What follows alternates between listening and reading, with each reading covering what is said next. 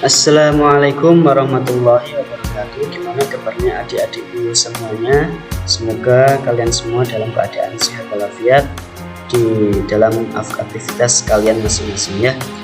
Dalam hal ini kita akan mempelajari mata pelajaran Al-Quran Hadis dengan materi manusia sebagai hamba Allah Subhanahu wa Ta'ala dan khalifah di bumi. Dalam materi Al-Quran Hadis ini tentu saja tidak akan terlepas daripada ayat-ayat Al-Quran ya. Seperti yang kita tahu bahwa Al-Quran Hadis itu memang identik dengan ayat-ayat Al-Quran yang dibahas isi dan kandungannya ya. Sebelum kita mulai pembelajaran, mari kita berdoa bersama-sama. Semoga ilmu yang kita dapatkan hari ini dapat bermanfaat untuk diri kita maupun orang lain. Bismillahirrahmanirrahim. Raditu billahi rabbah wa bil islami dina wa bi muhammadin nabiyya wa rasulah. Rabbi zidni ilman warzuqni fahma, amin ya rabbal alamin. Ya, sebelum memasuki pembelajaran, saya sampaikan dulu bahwasanya tujuan pembelajaran ini yaitu diharapkan adik-adikku semua dapat membaca ayat-ayat yang berkaitan dengan materi manusia sebagai hamba Allah Subhanahu wa Ta'ala dan khalifah di bumi. Kemudian adik-adikku semua dapat menerjemahkan arti dari ayat-ayat tersebut, dan kemudian yang terpenting adalah adik-adikku semuanya dapat memahami isi kandungan dari ayat-ayat yang berkaitan dengan materi manusia sebagai hamba Allah Subhanahu wa Ta'ala dan khalifah di bumi. Ya, langsung saja ayat-ayat apa saja yang akan berkaitan dengan materi kali ini ya, ini dia. Nah, yang pertama Al-Mu'minun ayat 12-14, kemudian An-Nahl ayat 78, Al-Baqarah ayat 30-32, kemudian Az-Zariyat ayat 50. Ya, yang pertama Al-Mu'min ayat 12 sampai ayat 14. Bismillahirrahmanirrahim. Walaqad khalaqnal insana min sulalatin min tin. Dan sungguh kami telah menciptakan manusia dari saripati, yaitu tanah. Summa ja'alnahu nutfatan fi qararin makin.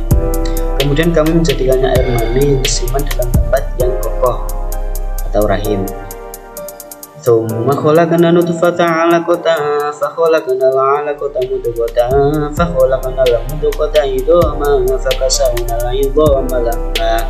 Summa ansha'nahu khalqan akhar. Fatabarakallahu ahsanul khaliqin.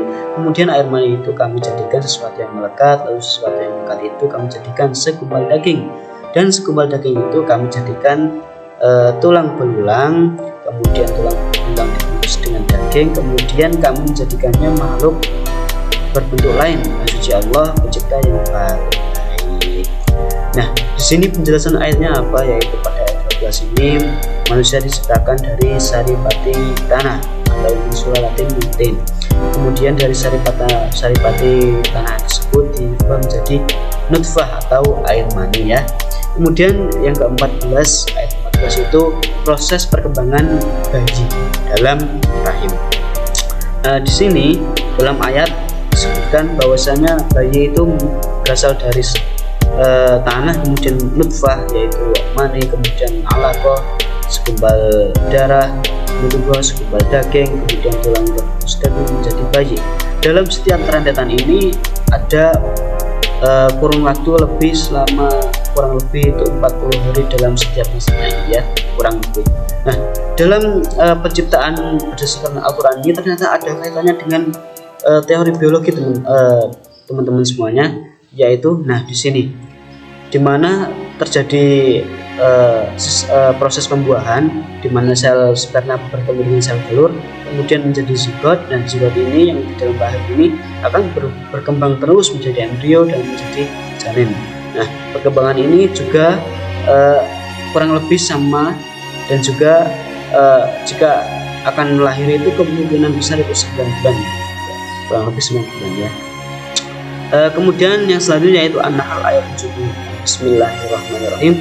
Wallahu akhrajakum min butuni ummahatikum la ta'lamuna syai'a wa ja'ala lakum as-sam'a wal absara wal af'idata la'allakum tashkurun. Dan Allah mengeluarkan kamu dari perut ibumu dalam keadaan tidak mengetahui sesuatu apapun, dan Dia memberimu pendengaran, penglihatan, dan hati nurani agar kamu bersyukur. Nah, Di sini dijelaskan, ayat ini menjelaskan yaitu Allah itu menciptakan manusia itu pada awalnya tidak tahu apa-apa. Kemudian Allah memberikannya sebuah atribut agar dapat mengetahui segala sesuatu yang tidak pernah diketahui. Kemudian atribut itu yaitu berupa pendengaran, penglihatan, hati, dan akal pikiran. Kemudian pendengaran itu adalah sebagai unsur pertama. Mengapa? Karena dalam ayat ini sendiri disebutkan pertama kali karena dalam teori lain itu ada yang mengungkapkan bayi itu dapat mendengarkan dari luar ya, gitu. Jadi bayi itu sangat sensitif sekali terhadap suara-suara di luar. Apabila kita membisikkan kata-kata yang baik, maka insya Allah akan berdampak baik kepada bayi itu. Di sini dalam proses mengetahui segala sesuatu ini, manusia menangkapnya dengan pendengaran, diperkuat dengan penglihatan, disimpan dengan hati, akal pikiran, dan dijadilah sebuah ilmu pengetahuan. Nah, ilmu pengetahuan ini adalah sebuah produk yang dihasilkan oleh manusia sebagai Allah. Kemudian yang selanjutnya itu Al-Baqarah ayat 30 sampai 32. Bismillahirrahmanirrahim. Wa idza qala rabbuka lil malaikati inni ja'ilun fil ardi khalifah qalu ataj'alu fiha man yufsidu fiha wa yasfiku dima'a wa nahnu nusabbihu bihamdika wa nuqaddisu lak qala inni a'lamu ma la ta'lamun, yang artinya, dan ingatlah ketika Tuhan berfirman kepada malaikat, aku hendak menjadikan khalifah di bumi. Mereka berkata, apakah engkau hendak menjadikan orang-orang yang merusak dan menumpahkan darah di sini, sedangkan kamu bertasbih memujimu dan memujikanmu? Allah dan dia berfirman, sungguh aku mengetahui apa yang tidak kamu ketahui. Wa 'allama Adam al-asma'a kullaha thumma 'aradahum 'alal malaikati faqala anbi'uni bi asma'i haula'i in kuntum shadiqin. Dan dia ajarkan kepada Adam nama-nama benda semuanya, kemudian dia perlihatkan kepada para malaikat serta berfirman, sebutkan kepadaku nama-nama benda ini jika kamu yang benar. Qalu subhanaka la ilma lana illa ma 'allamtana innaka antal alimul hakim. Mereka menjawab, Maha suci engkau, tidak ada yang kami ketahui selain apa yang telah engkau ajarkan kepada kami, sungguh engkaulah yang maha mengetahui, maha bijaksana. Dalam penjelasan ayat di sini yaitu malaikat awalnya itu tidak setuju jika manusia menjadi khalifah di bumi karena hanya akan berbuat kerusakan. Kemudian Allah menunjuk manusia itu bukan karena sebab, karena memang memiliki kelebihan daripada makhluk lainnya. Dan di sini Allah menunjuk sebagai khalifah di bumi karena ia berharap manusia agar dapat menjadi penggantinya untuk dapat menegakkan hukum-hukum Allah di muka bumi. Kemudian di sini kelebihannya yaitu berupa jasad fisik, roh, nafsu, dan juga akal pikiran. Kemudian di sini yang selanjutnya yaitu Az-Zariyat ayat 66. Bismillahirrahmanirrahim. Wa ma khalaqtul jinna wal insa illa liya'budun. Aku tidak menciptakan jin dan manusia melainkan agar mereka beribadah kepadaku. Nah, di sini dijelaskan bahwasanya kata kuncinya adalah ibadah. Nah, tujuan ibadah sendiri adalah yaitu